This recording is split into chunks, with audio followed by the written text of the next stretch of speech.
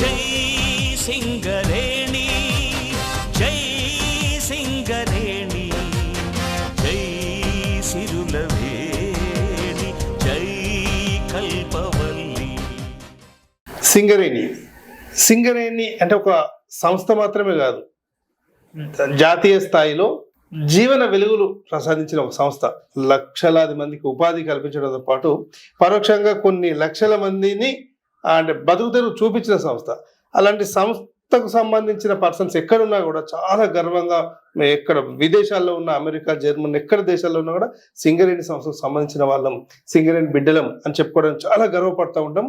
At the same time ఒకప్పుడు అంటే 50-60 ఏళ్ళ క్రితంకి వచ్చేసరికి 135 ఏళ్ళ సింగరేణి చరిత్ర ఉన్నా కూడా 50-60 ఏళ్ళ క్రితం వరకు కూడా పై పని చేయాలంటే, అంటే అండర్ గ్రౌండ్ దిగాలంటే భయపడ్డ కాలం నుంచి, పారిపోయిన కాలం నుంచి 20-30 లక్షలైనా సరే మాకు బావి పని కావాలనే స్థాయికి వచ్చింది. అంటే ఖచ్చితంగా సింగరేణిలో పనిచేస్తే అంత గుర్తింపు ఉంది, నేషనల్ లెవెల్లో, ఇంటర్నేషనల్ లెవెల్లో.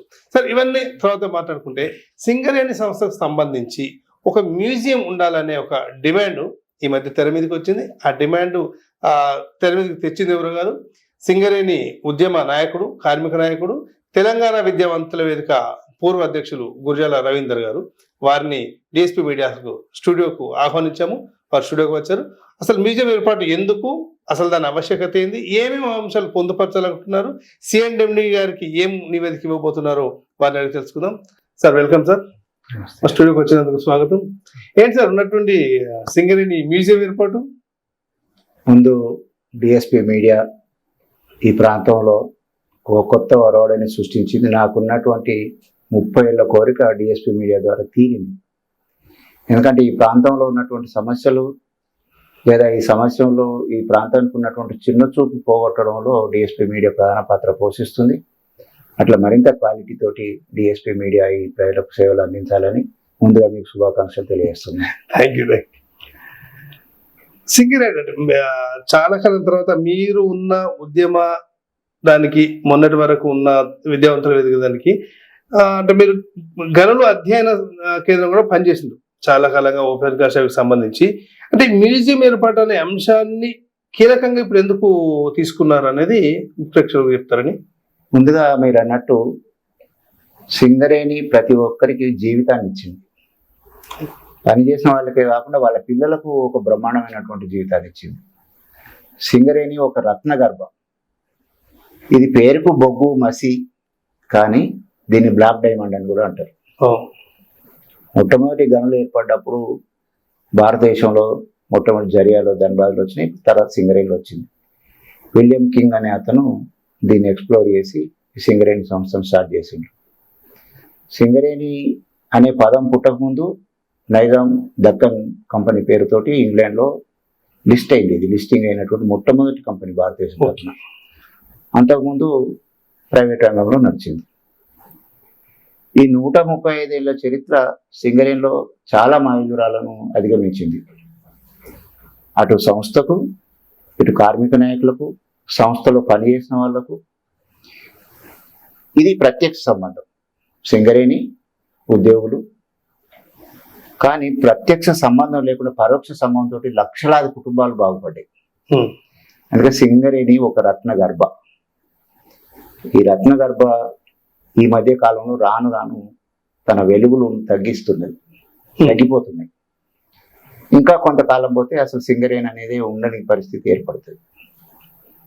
ఇప్పటికీ చాలా కోల్ డిపాజిట్స్ ఇక్కడ ఉన్నాయి, కానీ మీకు ఈ మధ్య తెలుసు నైని బ్లాక్ అని చెప్పి ఒరిస్సాలో తీసుకున్నారు. సో సింగరేణి పేరు ఉంటుందేమో కానీ తెలంగాణలో ఉండకపోవచ్చు. మొత్తం సౌత్ ఇండియాలో పట్టిన బొగ్గుని అందించే ఒకే ఒక సంస్థ సింగరేణి. సో దీన్ని భావితరాలకు తెలియాల్సిన అవసరం ఉంది. ఇప్పుడు జరిగినటువంటి పద్ధతులే కాకుండా దీన్ని ఇంకా ఏ రకంగా మనం చేయవచ్చో మా పోరాటాల ద్వారానే దాన్ని నిరూపించి కూడా చూపించడం. మేము సింగరేణి మా మాటలు విన్నది తర్వాత అది ఈరోజు మనకు అనుభవంలోకి వచ్చింది. సో ఈ రత్న గర్భ కనుమరుగు కావద్దు, తెలంగాణలో లేకుండా పోయే పరిస్థితి వస్తుంది. ఈ రోజు కాకపోతే రేపు వస్తుంది. అందుకోసం మ్యూజియం ఉండాలని చెప్తున్నాను నేను. మ్యూజియం అంటే అక్కడ పోయి ఏదో ఇట్లా చూసి రావడం కాదు. మ్యూజియం గత చరిత్రను, వర్తమానాన్ని, రేపటి చరిత్రను నిర్మించడానికి పునాది వేస్తుంది. మ్యూజియంలు అందుకే పుట్టినాయి. ఇంగ్లాండ్లో మొదలు కావచ్చు, జర్మనీలో, ఫ్రాన్స్లో రావచ్చు, కానీ ఇండియాలో కూడా బ్రహ్మాండమైనటువంటి మ్యూజియంలు ఉన్నాయి. అందుకు సాలార్జంగ్ మ్యూజియం చాలా గొప్ప మ్యూజియం భారతదేశంలో. మన దగ్గర ఉన్నాయి కాబట్టి దాన్ని మనం పెద్ద పట్టించుకోం, కానీ Salarjung one of the best museum in India, in world also. Germany, France తర్వాత ఇంగ్లాండ్, 3 దేశాలలో గొప్ప మ్యూజియంస్ ఉన్నాయి. పాతకాలంతో పోల్చుకుంటే అప్పుడు రికార్డ్స్ భద్రపరిచేది కానీ మ్యూజియం కానీ ఇప్పుడు లేవు. అంటే ఇప్పుడు వచ్చినాయి, ఇది యూట్యూబ్ కావచ్చు, ఇంకోటి కావచ్చు, వెబ్సైట్ లో కూడా సింగరేణి చరిత్ర మొత్తం వస్తున్నప్పుడు ప్రత్యేకంగా ఖర్చు పెట్టి మ్యూజియం ఏర్పాటు ఎందుకు? అప్పుడు కూడా ఉన్నాయి. లక్షల సంవత్సరాల క్రితం ఉన్నటువంటి తాళపత్ర గ్రంథాలకు భారతదేశంలో లేదా ప్రపంచంలో ఒకే ఒక్క మ్యూజియం ఉంది, అది తంజావూరులో ఉన్నది. మన పాలకులకు అటువంటి చూపు లేకపోవడం చాలా బాధాకరమైనటువంటి విషయం. ఇప్పుడు 135 ఏళ్ళ చరిత్ర ఉంది కదా, ఆర్టీసీకి ఒక మ్యూజియం ఉన్నది, రైల్వేస్ లకు మ్యూజియం, డివిజన్ వైజ్ ఉన్నాయి వాటికి. రెజిమెంటల్ ఉంటుంది ఆర్మీలో, ప్రతి రెజిమెంటల్ ఒక మ్యూజియం ఉంటుంది. సైకిళ్లకు మ్యూజియం ఉన్నది, సైకిళ్లకు మ్యూజియం ఉన్నది. మరి సింగరేణికి ఎందుకు ఉండదు? సింగరేణికి ఉండాలి కదా. 135 సంవత్సరాల చరిత్ర, భారతదేశంలో అత్యధిక రెవెన్యూను కలిగినటువంటి సంస్థ ఇది. సిఏఎల్లో ఉన్నటువంటి మొత్తం చూస్తే ఇక్కడ మనకు ఒకప్పుడు 116,000 మంది. భారతదేశంలో రైల్వేస్ తర్వాత అతిపెద్ద ఉద్యోగాలు ఇచ్చిన సంస్థ ఓన్లీ బొగ్గు భారతదేశంలో. సార్, ఇప్పుడు సింగరేణి సంస్థకి ఒక మంచి నాయకుడు, బలమైన నాయకుడు, కార్మిక బిడ్డ, ప్లస్ చిన్న స్థాయి నుంచి వచ్చిన వ్యక్తి సిఎండి ఉన్నారు, బలరాం నాయక్ గారు. అంటే ఇప్పుడున్న పరిస్థితుల్లో అయితేనే మ్యూజియం ఏర్పాటు సాధ్యం అవుతుందని మీరు అనుకుంటున్నారు? నేను ఈ సందర్భంగా బలరాం గారికి ఒక విషయం తెలియదు. ఒక్కొక్క ఎండి ఒక్కొక్క ముద్రను వేసిపోయిండు. జిపి రావు గారు వచ్చి రన్నింగ్ పెట్టిండు, విలియమ్స్ గారు వచ్చి ఓపెన్ కాస్ట్ లో చేసిండు, సంతానం గారు వచ్చి ఒక రకమైన చేసిండు. ఇట్లా ఈ చరిత్ర చెప్పుకుంటూ పోతే చాలా పెద్దగా అవుతుంది. సో జిపి రావు గారికి ఒక అవకాశం వచ్చింది. తన జీవితం లోపల సింగరేణి ఎండిగా ఉన్నటువంటి ఈ కాలం లోపల తన జీవితంలో కూడా ఒక పేరును నిలబెట్టుకునే అవకాశం వచ్చింది. అది మ్యూజియం ఏర్పాటు చేయడం. తాను ఐఆర్ఎస్ గా కింది స్థాయి నుండి చదువుకొని వచ్చిండు. ఇంతవరకు ఎవరు చేయనటువంటి కొన్ని మంచి పనులు చేస్తూ ఉన్నారు. కాబట్టి వారు ఈ మ్యూజియం ఏర్పాటు చేసుకుని తన పేరును కూడా చిరస్థాయిగా నిలుపుకోవాలని చెప్పి ఈ సందర్భంగా తెలియజేస్తున్నారు. మంచిది.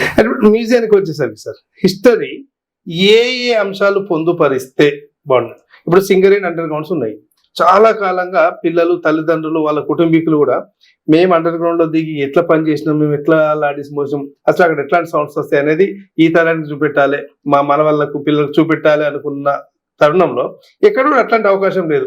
ఏదో పరిచయం ఉంటే మైన్ ఆఫీసర్ నుంచి తప్ప అట్లాంటివి ఏమైనా చేస్తే ఇంకా బాగుంటుందేమో. నా తరానికి సంబంధించి 3 తరాలు సింగరేణిలో పనిచేస్తుంది. నా మేనమామ పనిచేసిండు, వాళ్ళ కొడుకు పనిచేసిండు, వాళ్ళ మనవాడు పనిచేస్తున్నాడు. వాళ్ళ కొడుకు తరానికి సంబంధించినటువంటి నేను, నా పిల్లలు కూడా ఈ తరం కూడా చేస్తున్నాయి.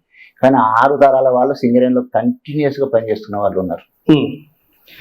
సో ఒకప్పుడు సింగరేణి ఎట్లుండే అంటే ఎవరు చెప్తారు? ఇప్పుడు పనిచేస్తున్నటువంటి డిపెండెంట్ ఉద్యోగంలో ఈరోజు ఉద్యోగాలలోకి వచ్చిండు, రకరకాల ఉద్యోగం చేస్తున్నారు. మైనింగ్ చేసేటువంటి ఆయనకు తప్ప ఒక క్లర్క్ ఉద్యోగం చేస్తున్నాడు. ఆయనకి తెలియదు ఫీల్డింగ్ అంటే ఏందో, కోల్ కట్టింగ్ అంటే ఏందో తెలియదు, టింబరింగ్ అంటే ఏందో తెలియదు, బొగ్గుబాయి ఇట్లుండేది అంటే ఆశ్చర్యపోతారు. కాబట్టి ఆ బొగ్గుబాయి విషయాలు తనకు తెలియాల్సినటువంటి అవసరం, రేపటి తరానికి తెలియాల్సినటువంటి అవసరం. ఈ మ్యూజియం ద్వారా కనుక మ్యూజియం చూస్తే 100 మంది బీటెక్ మైనింగ్ చదవాలని వస్తారు, అవగాహన వస్తుంది, బీటెక్ మైనింగ్ చదవాలని ఇంట్రెస్ట్ పుడుతుంది. బీటెక్ మైనింగ్ చదివితే ప్రపంచవ్యాప్తంగా ఉద్యోగాలు వస్తాయి. ఈరోజు డిగ్రీ చేస్తున్నారు, ఎక్కడ ఉద్యోగం వస్తుంది? ఈ రాష్ట్రం దాటిపోతే మళ్ళీ ఉద్యోగం వచ్చి చాలా కష్టం. కానీ మైనింగ్ చదవాలనేటువంటి దాని రీసెర్చ్ జరుగుతుంది. దాని మీద ఇంకా మానవ జీవితానికి ఒక మరింత అధునాతనమైనటువంటి పరికరాల పుట్టుకకు మ్యూజియం బాట వేస్తుంది. ఒకప్పుడు లైట్ 1.5 కిలో బరువు ఉండేది, టోపీ 1 కిలో బరువు ఉండేది, బూట్లు 1.5 కిలో బరువు ఉండేది. ఇప్పటి తరానికి అప్పటి తరం వాళ్ళు పోరాటాలు చేసి సాధించిండు. వాళ్ళ రీసెర్చ్ వల్ల వాటి బరువు సగానికి సగం తగ్గింది. ఇప్పుడు 80 గ్రాములు అట లైట్. అంటే సింగరేణి నిత్యాన్వేషి, అటు బొగ్గును ఎంత వెతికి తీస్తుందో ఈ అంశాలకు సంబంధించి, సంక్షేమానికి సంబంధించి కూడా కాదు. సింగరేణి నిత్యాన్వేషి కాదు, అంతే అంట.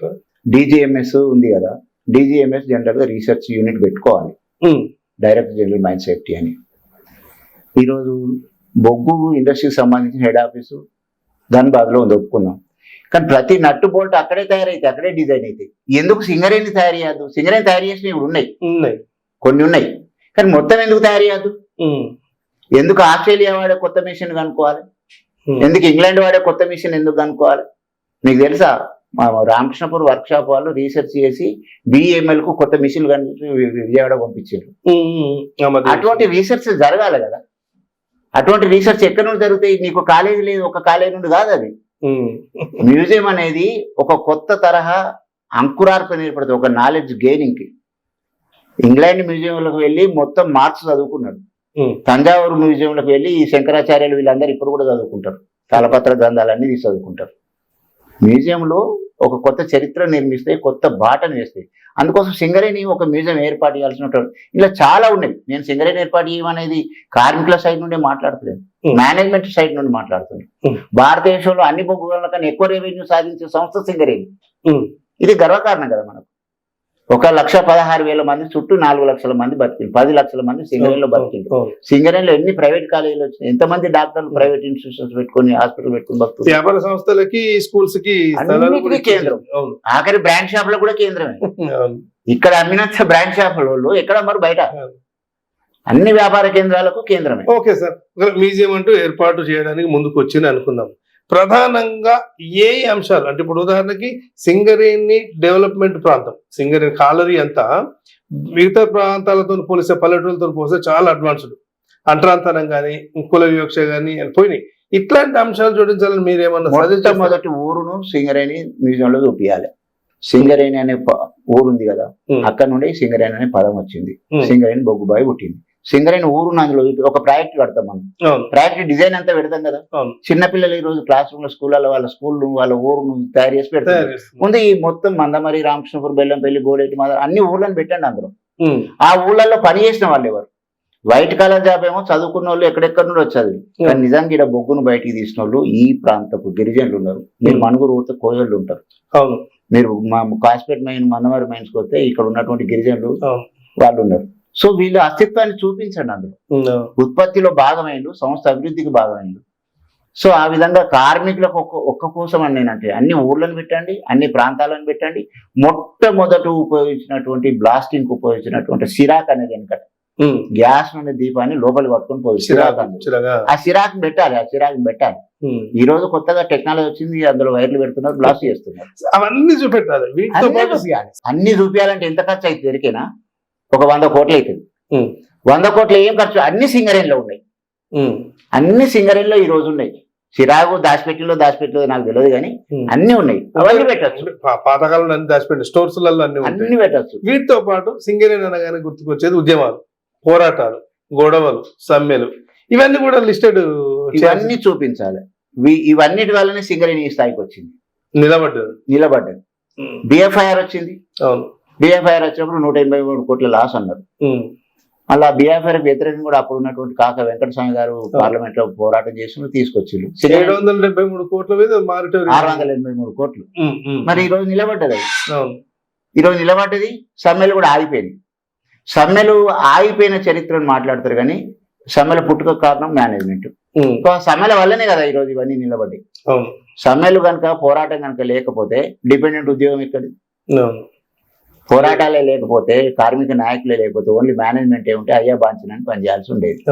సో ఈ చరిత్ర లోపల ఈ ఎవాల్యూషన్ అంతా చూపించాలి. నేనేమంటా అంటే మొట్టమొదటి మేనేజర్ ఎవరు? ఆయన బతికిలేడు. ఈ రోజు 135 సంవత్సరాల క్రితం ఎల్లందులో మొట్టమొదటి మేనేజర్ ఎవరు తెలియాలి కదా. ఇప్పటి వాళ్ళు బ్రిటిష్ కాలం నుంచి మొత్తం ఇప్పుడు మిమ్మల్ని 3 MDలు అంటే చాలా నానుతా ఉంటది, టీవీలలో కనబడుతూ ఉంటారు, చాలా పెద్ద పోస్ట్.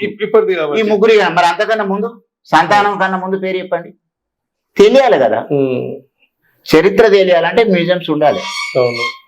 Museums compulsory. ఇప్పుడు మనం తిరునాళ్ళలో పోతాం, తీర్థం పోతాం, అక్కడ ఏం చూస్తాం?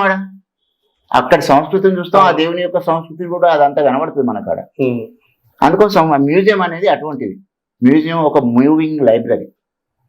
కాబట్టి అక్కడ నేనేమంటున్నా అంటే మొట్టమొదటి మైండ్ చూపియండి, ఆ గ్రామాలను చూపియండి, మొట్టమొదటి పనిచేసినటువంటి మనుషుల యొక్క కల్చర్ గురించి చూపియండి, మొట్టమొదటి మేనేజర్లు, ఏజెంట్లు, జనరల్ మేనేజర్లు, MDలు, అదేవిధంగా ఎలక్ట్రికల్ డిపార్ట్మెంట్, ఒక 200 డిపార్ట్మెంట్, 300 డిపార్ట్మెంట్లు ఉంటాయి. ఈ పేర్లు నాకు తెలిసి మనుబోతుల కొమరయ్య గారు, పరస సత్యనారాయణ గారు, నాగిరెడ్డి గారు, వెంకట్రావు గారి తప్ప ఇంకోలేదు తెలియదు. ఏ టీడీ తెలియదు. నేను ఛాలెంజ్ చేస్తాను, ఈవెన్ నాకు కూడా తెలియదు. డిపార్ట్మెంట్స్ డిపార్ట్మెంట్స్ గురించి ఎక్స్ప్లోరేషన్ లో చాలా రకాలు ఉంటాయి. ఫస్ట్ ఎక్స్ప్లోర్ చేస్తేనే బొగ్గు ఉన్నదా లేదో తెలుస్తుంది. దాని గురించి ఎవరికి తెలియదు. బొగ్గు బాగా కనబడుతుంది నీకు. జియాలజీ డిపార్ట్మెంట్, జియాలజీ డిపార్ట్మెంట్ ఎంత ఇంపార్టెంట్. జియాలజీ డిపార్ట్మెంట్ అత్యంత కీలకమైన టెక్నాలజీ. అసలు ఎప్పుడు అసలు మనం ఊహించలేదు. అప్పుడు ఇప్పుడు ఏదో అందరికి తెలిసిపోయింది కానీ షాఫ్ట్ బ్లాక్ అనేది ఒకటి మొట్టమొదటి దాన్ని పింజర బాయ్ అంటారు తెలుగు. అది ఓన్లీ కొత్తవడం ఒకటే ఉంటారు. తర్వాత మార్గన్ స్వీట్ బెల్లం పెళ్ళి ఉండే, మార్గన్ స్వీట్ బెల్లం పెళ్ళి తర్వాత ఇవి వచ్చినాయి. తర్వాత 44 డిప్ ఇవన్నీ ఉన్నాయి. తర్వాత షాఫ్ట్ సిస్టమ్, వాటిని షాఫ్ట్ సిస్టమ్ అంటారు. ఇవన్నీ చూపించాల్సినటువంటి అవసరం ఉంది. ఇప్పుడు సింగరేన్ అంటే మీకు ఏం కనబడుతుంది? ఏదో తలకు లైట్ పెట్టుకుంటారో తట చెమస్ అంతే, SCC అని కనబడుతుంది. ఏం అది కాదు సింగరేన్ అంటే. గతంతో పోలిసి సింగరేణికి సంబంధించిన ప్రచారం కూడా చాలా తక్కువ అయింది అని అనిపిస్తున్నది. ప్రొడక్టివిటీ ఇవన్నీ ఏం క్లారిటీ చేస్తున్నారు. ఒకప్పుడైతే ఎవ్రీ ఇయర్ వాళ్ళు మొత్తం బైలాస్, దాంతో బైలాస్ అంటున్నాం, అది తీసేవాళ్ళు. రిపోర్ట్ తీసేవాళ్ళు మొత్తం బుక్స్ పబ్లిష్. ఓసీస్ వచ్చిన తర్వాత కొంత తగ్గిందా అసలు అంటే ఏమీ తెలియట్లేదు. వాళ్ళు చెప్తే లాభాలు తప్ప. మైన్స్ ఉన్నప్పుడు 1500 నుండి 2000 మంది ఒక్కొక్క మైండ్ కు. అది మీరు RK1 చూసుకోండి, RK7 అంతకన్నా 10 రెట్లు ఉత్పత్తి తీసేటువంటి ఓసీలో పనిచేసేవాళ్ళు 200. అందులో టెక్నోక్రాట్లే 100 మంది ఉంటే మిగతా వాళ్ళు ఏం తెలుస్తుంది? ఎవరికి తెలుస్తుంది అది? అందుకోసం సరే కాలక్రమేణా ఓపెన్ కాస్ట్ వచ్చినాయి. మేము అప్పుడు అన్నాం 50 ఓపెన్ కాస్ట్ ఉన్నా 50 అందులో ఉంచండి అని. సరే అది వినకుండా జరుగుతుంది, అది వేరే టాపిక్. కానీ ఈరోజు ఈ చరిత్రను స్టోర్ వర్క్ షాప్ అంటే ఎవరికి తెలుసు చెప్పండి? ఈరోజు మందమర్లో బెల్లంపల్లిలో స్టోర్ వర్క్ షాప్ ఉండే, మైన్ మీద క్యాంటీన్ ఉండే. ఈరోజు స్టోర్ వర్క్ షాప్ గ్యారేజ్ అనేది లేకుండా పోయింది. కాబట్టి ఇవన్నీ ఎన్ని హాస్పిటల్స్ ఉండే, ఎన్ని వెల్ఫేర్ సెంటర్లు ఉండే. సింగరేన్ అంటే ఉత్పత్తి లాభాలే కాదు, సింగరేన్ లో సామాజిక ఆర్థిక సాంస్కృతిక డెవలప్మెంట్ ఇచ్చింది. ఒకప్పుడు స్త్రీలు పనిచేసింది. DGMS ఒక నిర్ణయం తీసుకొని స్త్రీలు పనిచేద్దని అనుకున్నారు, ఆడికి ఆగిపోవాలి. కానీ ఈ రోజు 100 మంది స్త్రీలు ఉన్నారు, వాళ్ళకు సెపరేట్ ఒక డివిజన్ ఏర్పాటు చేస్తారు. ఇప్పుడు ప్రస్తుతం బలరాం గారు అంటున్నారు. అంటే ఏమన్నా ఇది ఎక్కడి నుండి వచ్చింది? ఇది మేనేజ్మెంట్ ఆలోచన కాదు, ఇది కార్మిక వర్గ పోరాటాల ఆలోచన. దాని నుండి డిపెండెంట్ ఉద్యోగం ఇవ్వాలన్నాం. ఆడవాళ్ళకి ఈరోజు ఉద్యోగాలు ఇస్తున్నారు, చదువుకున్నటువంటి ఆడవాళ్ళు వస్తున్నారు. సింగరేన్ లో సామాజిక మార్పుకు చాలా పెద్ద కేంద్రం ఇది. సింగరేన్ తన కోసం మాత్రమే తాను కొట్లాడలేదు, తన కోసం తానే నిలబడలేదు. ప్రైవేట్ స్కూల్, ప్రైవేట్ కాలేజీలు, హాస్పిటల్తో పాటు ఇక్కడ ఉన్నటువంటి అందరికీ ఉద్యోగాలు ఇవ్వాలనే దాంట్లో భాగంగా అన్ని రకాల కులస్తులు వచ్చింది. మొట్టమొదటిలో సింగరేన్ లో పనిచేసిన ఉత్పత్తి తీసిన వాళ్ళకి శాల్యూట్ చెప్పాలి. వాళ్ళందరూ దళితులే. వరంగల్ జిల్లా పర్కాల్, ముఖ్యంగా కరీంనగర్ జిల్లా పెద్దపల్లి తాలూకా, హుజరాబాద్ తాలూకా, ఆదిలాబాద్ లో చెన్నూరు ఈ ప్రాంతం నుండి వచ్చింది. వీళ్ళు ఈరోజు ఉత్పత్తి తీసినటువంటి వాళ్ళు మొట్టమొదటి తొలి కార్మికులు. సో వాళ్ళు వీడికి వచ్చిన తర్వాత వాళ్ళ జీవితాలలో చాలా మార్పులు వచ్చినాయి. ముందు ముఖ్యంగా కుల వివక్ష పోయింది. గ్రామాలలో ఉన్నటువంటి ఫ్యూడల్ వివక్ష పోయి నార్త్ ఆఫీసర్లు ఉన్నప్పుడు ఉండే ఇక్కడ సింగరేన్ లో బూట్లు కడిగించుకున్న చరిత్ర. సింగరేణి మ్యూజియం అనే విషయానికి వస్తే ఖచ్చితంగా ఈ అంటరాంతరం ఒకటి, క్వార్టర్స్ ఏర్పాటు వల్ల కార్మిక వర్గాల్లో పెరిగిన ఇదొకటి, అంటే పెద్ద కులమైన చిన్న కులమైన కలిసిపోయే తత్వం ఒకటే దగ్గర ఉండదు. దానికి ఒకటే ఉదాహరణ చెప్తా. ఒక మైనింగ్ సర్దారు లేదా ఒక ఫిట్టర్ ఉన్నాడు అనుకోండి, ఒక ఓవర్మెన్ ఉన్నాడు అనుకోండి. ఒక క్వార్టర్లో బాబునాయన్ ఉండేది, ఒక క్వార్టర్లో బీసీలు ఉండేది, ఒక క్వార్టర్లో ఎస్సీలు ఉండేది, ఒక క్వార్టర్లో ఎస్టీలు ఉండేది. వీళ్ళందరూ మైనింగ్ సర్దార్లు. వీళ్ళ వివక్ష అనేది 90% పోయింది, 10% మిగిలి ఉంటే ఉంటుంది. అందరి ఇళ్లలో నీళ్ళు వచ్చాయి. కొంపలకాడ లేదు, అందరికి సేమ్ పరిస్థితి, సేమ్ రోడ్లు, సేమ్ స్కూలు. సింగరేన్ స్కూల్ అనే వీళ్ళందరి పిల్లలు చాలా గొప్ప. మీకు 100 ఏళ్ల నుండి రానటువంటి వచ్చింది. తర్వాత సింగరేన్ లో దానికోసమే కాకుండా నేనేం చెప్తా అంటే, భారతదేశంలో సారా వ్యతిరేకంగా పోరాటం ఇక్కడ జరగలే. భారతదేశంలో ఇప్పటి వరకు జరగలే. అది ఓన్లీ ఉమ్మడి ఆంధ్రప్రదేశ్ లో జరిగింది. ఆంధ్ర ప్రాంతపు మీడియా వాళ్ళ చేతులు ఉంటాం, దూగా ఉంటారు, రోషం అని చెప్తారు. కానీ మొట్టమొదటి పోరాటం ఇక్కడ స్టార్ట్ అయింది. ఆమె కూడా చేసింది, నేను కాదంటే ఇక్కడ స్టార్ట్ అయింది. శ్రీరాంపూర్లో బ్రహ్మాండంగా నారాయణ రావు సారు మా అటువంటి వాళ్ళ నాయకత్వం జరిగింది. ఇంకా మేము చేసిన పోరాటాలు చెప్తాం. బొగ్గు ఇక్కడ ఉందా? సింగరేణి తనకు తాను ఏర్పాటు చేసుకున్న బొల్లంపల్లిలో తనకు సొంతంగా ఒక పవర్ ఫ్యాక్టరీ ఉండే అనే సంగతి తెలుసా? పవర్ హౌస్ ఉన్నది కొత్తగూడెంలో. పాతకాలం వల్ల తెలుస్తుంది, ఇప్పుడు వాళ్ళకి తెలియదు. అయితే గవర్నమెంట్ తరఫున ఒకటి ఏపీఎస్సీలు పాల్వంచులు, ఒకటి రామగుండం ఒకటి పెట్టిండు. తర్వాత సింగరేణి బొగ్గు అంతా NTPC లో పోయింది, లేదా ఆంధ్ర ప్రాంతంలో విజయవాడ, వైజాగ్ పోయింది, విశాఖపట్నం పోయింది. మేము కొట్లాడినాం అసలు బొగ్గు ఇక్కడి, నీళ్ళు ఇక్కడ పెట్టండి ఫ్యాక్టరీలు అనడంతో ఇక్కడ ఫ్యాక్టరీలు వచ్చినాయి. ఆ కరెంటులో 90% మన స్టేట్ ఉపయోగించుకుంటారు. NTPC లో నీకు మొత్తం ఉపయోగించుకునే హక్కు నీకు లేదు. అంటే బొగ్గులేని ప్రాంతంలో కరెంట్ కావాలి కదా పాపం వాళ్ళకు కూడా. అవును. ఇక్కడ నుండి పోతుంది. సో అట్లా ఇక్కడ వచ్చింది మా పోరాటం వల్ల ఈరోజు జైపూర్లో పవర్ ఫ్యాక్టరీ వచ్చింది, భూపాలపల్లిలో పవర్ ఫ్యాక్టరీ వచ్చింది. సింగరేణి డెవలప్మెంట్ పరంగానే కాదు, ఇప్పుడు ఆ కాలంలో మీరు చెప్పినట్టు సారా పోరాటం మొన్న రాష్ట్ర సాధనలో సకల జన సమ్మెకు ఆద్యులే సింగరేణి. అందరికన్నా ఎక్కువ రోజులు సమ్మె చేసింది సింగరేణి. సింగరేణి. సో ఇవన్నీ ఏడగలగాలి మరి. అవును. ఇప్పటి తరానికి నీకు హిస్టరీ విభాగం లేదు, యూనివర్సిటీలలో కూడా లేదు ఈ విషయము, యూనివర్సిటీలలో కూడా లేదు. అన్నిటికన్నా ఒక గొప్ప విషయం చెప్పాను, సింగరేణిలో వచ్చిన పాటలు నీకు ఎక్కడ రాలే, ఏ కార్మిక క్షేత్రంలో రాలే, రైల్వేస్ లో రాలే. వందల పాటలు, సినిమాలలో కూడా దీని చరిత్రలు, తర్వాత పుస్తకాలు, అన్ని ఎన్ని రకాలైనటువంటి సాహిత్యంలో పద్ధతులు ఉన్నాయో అన్ని పాటలు వచ్చినాయి, నవలలు వచ్చినాయి, కథలు వచ్చినాయి. మీరు ఎలా ముందుకెళ్తున్నారు మ్యూజియం ఏర్పాటుకు సంబంధించి? సో ఇదొక రత్నగర్భ, దీనికి ఒక గొప్ప అన్ని రకాల సాహిత్య, సాంస్కృతిక, సామాజిక, ఫైనాన్స్ రంగంలో కూడా చాలా గొప్ప పేరు ఉన్నది. చాలా దాన్ని భద్రపరిచి రేపటి తరాలకు అందించాల్సిన బాధ్యత సింగరేణి మేనేజ్మెంట్ మీదనే ఉన్నది. సింగరేణి దగ్గర డబ్బులు ఉన్నాయి మ్యూజియం పెట్టడానికి, ఎవరిని అడుకోవాల్సిన అవసరం లేదు. సో అన్నిటికన్నా మంచి మేనేజింగ్ డైరెక్టర్ బలరాం గారు ఉన్నారు. బలరాం గారు ఉన్నారని నాకు ఆశ ఉన్నది. వెనకటోళ్ళు ఎవరో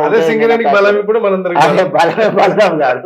సో ఈ బలమైనటువంటి బలరాం గారు మ్యూజియం ఏర్పాటు చేసి తన పేరు నిలబెట్టుకోవాలి, సింగరేణి పేరును కూడా నిలబెట్టాలి. రేపు కనుమరుగు వెళ్ళంది లేదు, ఈ రోజు అన్ని బంద్ అయిపోయింది. అక్కడ ఓ బ్రహ్మాండ సేఫ్ట్ ఉండేది. ఒకప్పుడు రైల్వే ట్రాక్స్ వేసి బొగ్గు తీసుకుపోయాడు, రైలు పోదు, బొగ్గు లేదు, ఊరు లేదు.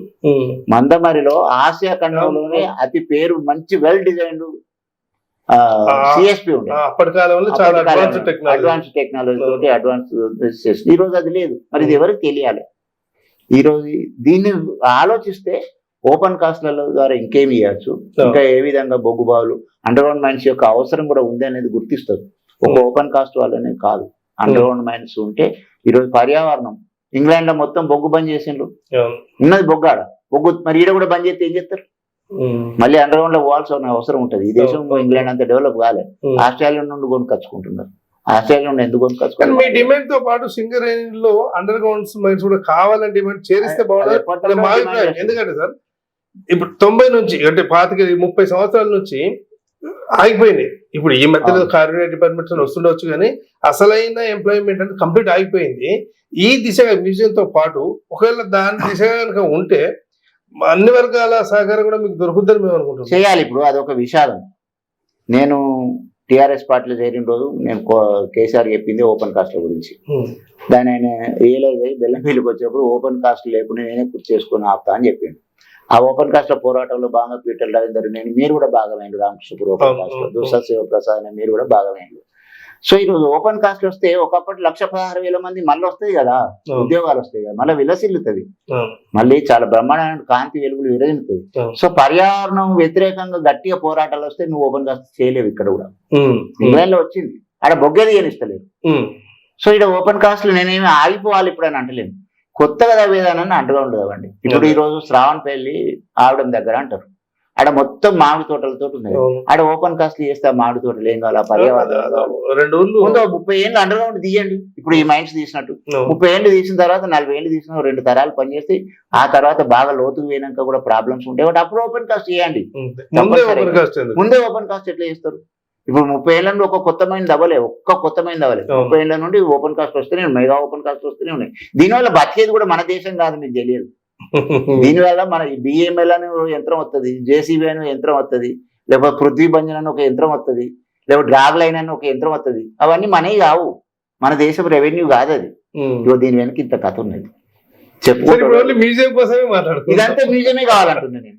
ఈ మ్యూజియం వస్తేనే కొత్త వాళ్ళు రీసెర్చ్ చేస్తారు, కొత్త వాళ్ళు చెప్తారు, కంపెనీ చెప్తారు. ఇప్పుడు నేను చెప్తున్నా ఈ మాట, మరి అందరు చెప్పాలి ఈ మాట.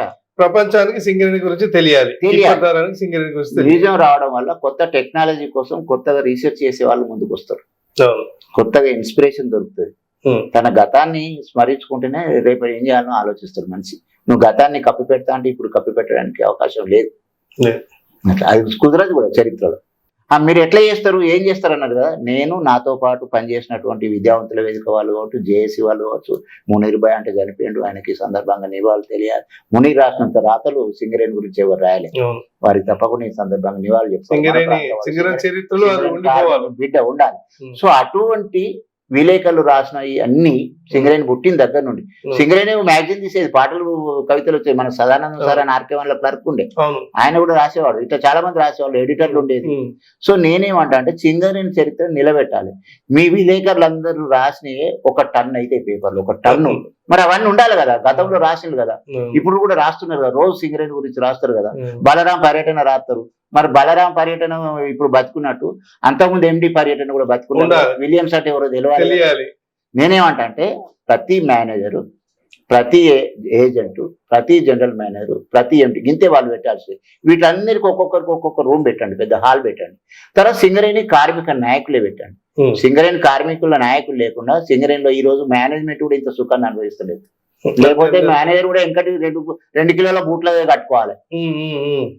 మార్పులు జరిగినది. ఇవన్నీ పోరాటాల వాళ్ళని కూడా పెట్టండి. మొట్టమొదటి కార్మిక నాయకులు కొమరయ్య గారు పెట్టండి, నాగిరెడ్డి గారు పెట్టండి, కుమారస్వామి గారు పెట్టండి, రఘునాథరావు పెట్టండి, మేము పోరాటం చేసిన శ్రీకాశోళ్ళం, రమాకాంత్ అమరని మావి కూడా పెట్టండి. అంటే మేము ఓన్లీ రిజిస్టర్డ్ వాళ్ళే వాళ్ళే వీళ్ళే పెడతారంటే కుదరదు. మీరు అందరు కార్మిక నాయకులే, మేము లేకుండా కూడా లేదు. జనరల్ మేనేజర్ వచ్చి రమాకాంత్ తోటి కూర్చొని చర్చలు జరిపిండు కదా. ఎడ్ల బండ్ల కార్మికులను అన్ని ఉండాలి. తెలంగాణలో 42 రోజులు సమ్మె చేసిన అది కూడా ఉండాలి. దానికి ఒక విభాగం పెట్టాలి. వేజ్ బోర్డుకు సంబంధించి సింగరేణి అనేది ఇప్పుడు ప్రత్యేకంగా లేదా సార్? ఎప్పుడు ఉండదు, అది కోల్ ఇండియా నుండే ఉంటుంది. దానికి ఉండదు కూడా. కోల్ ఇండియాకి అంతా ఒక వేజ్ బోర్డు సిస్టమ్ ఉంటుంది. టీఏలు డిఏలు అన్ని అందులో బాగానే ఉంటాయి. దాంట్లో అందరికన్నా ఎక్కువ మన సింగరేణిలో ఎక్కువ సౌకర్యాలు పొందినవి, ఎక్కువ హక్కులు ఉన్నాయి ఇప్పటికి కూడా. అదంతా కూడా ఈ ప్రాంతం వాళ్ళు చేసినటువంటి పోరాటాల ఫలితం. అందులో మొట్టమొదటి ట్రేడ్ యూనియన్ నాయకులు కూడా ఉన్నారు. సో అమరులైనటువంటి ట్రేడ్ యూనియన్లు, చనిపోయిన ఆఫీసర్లు వాళ్ళు పెట్టండి. తెలుసు వాళ్ళ పిల్లలు వచ్చి చూస్తే రేపు ఎంత సంబరపడతారు. అరే మా నాన్న ఎల్లంది ఫస్ట్ మేనేజర్ ఉండేనట, మా తాత ఉండేనట, ఆయన ఫోటో ఉన్నది, ఆయన గురించి ఉన్నది. అదే మీతో ఇంటర్వ్యూ అన్నప్పుడు మా డైరెక్టర్ శ్రీధర్ గారు కూడా అంటూ ఉండే, అక్కడ మా తాత బూట్లు వేసుకున్నట్టు అవి ఈ టోపీ పెట్టుకున్నట్టు అని. ఇట్లాంటి గుర్తొస్తూ ఉంటాయి మరి. అందరి తాతలు అందరి మనవాళ్ళు సంబరపడతారు. చెప్పాలి. కార్మికుల గురించి అంటలేను కదా, జనరల్ మేనేజర్ తెలియని గతి, ఎండీ చాలా సంతోషం సార్. మీ కోరిక అంటే మీరు ఒక చరిత్ర మళ్ళీ సృష్టించాలనుకుంటున్నారు, అది సింగరేణి పరంగా. అది మీకు అయితే మీరు ఇంతకుముందు అన్నట్టు ఇది నా ఒక్కని కోరిక కాదు, సింగరేణి ప్రాంతంలో ఉన్నటువంటి అందరి కోరిక. అందరినీ కలుపుకుంటాం, ట్రేడ్ యూనియన్ నాయకులను కలుపుకుంటాం, మేధావులను కలుపుకుంటాం, ఆరోగోపాల్ కోనం సార్ లాంటి వాళ్ళని కలుపుకుంటాం. వెంకటనైతే బాలగోపాల్ కూడా వచ్చిపోయాడు, పాశం యాదగిరి వీళ్ళందరినీ కలుపుకొని అందరితోటి ఒక మంచి కార్యక్రమం అది. మ్యూజియం అనేది ముందు తరానికి భవిష్యత్తు చాలా అవసరం. ఇందుకు మీ తోడ్పాటుకు డిఎస్పీ మీడియాస్ మీ వెంబడి ఉంటుంది. ఖచ్చితంగా మీ కోరిక నెరవేరాలని ఆశిస్తున్నాను. తప్పకుండా ఒక మాట చెప్తాను నేను. చెప్పండి. మొన్న నేను ప్రెస్ మీట్ పెట్టిన, అన్ని పత్రికలలో వచ్చి ఆ క్లిప్పింగ్స్ ఈ డిఎస్పీ మీడియా కూడా పట్టుకొని పోతే ఎండి గారి దగ్గరికి పట్టుకుపోయి ఇది కూడా చూపిస్తాను నేను ఆయన. ఇగో ఇదంతా ఉంది, ఈ డిమాండ్ ఉంది, ఇవన్నీ మాట్లాడను. ఇక మిగిలింది మీ కర్తవ్యం నెరవేర్చుకోండి, మీ పేరు నిలబెట్టుకోండి అని చెప్తాను నేను. అందులో డిఎస్పీ పాత్రను కూడా ప్రత్యేకంగా చూపించి చెప్తాను. Okay sir, anyway congratulations. మీరు ముందుగా శుభాకాంక్షలు చెప్తున్నారు, ఎందుకంటే ఇది ఖచ్చితంగా ఫలిస్తుంది. ఎందుకంటే న్యాయమైన కోరిక. భవిష్యత్ తరానికి సింగరేణి హిస్టరీ అనేది అవసరం. ఎందుకంటే ఇప్పుడే సింగరేణి పోయేదిగా అదేం కాదు, 6-7 తరాల మనుషులు పనిచేసింది కాబట్టి సింగరేణి తనకు తాను నిలబెట్టుకుని. Okay sir, thank you very much.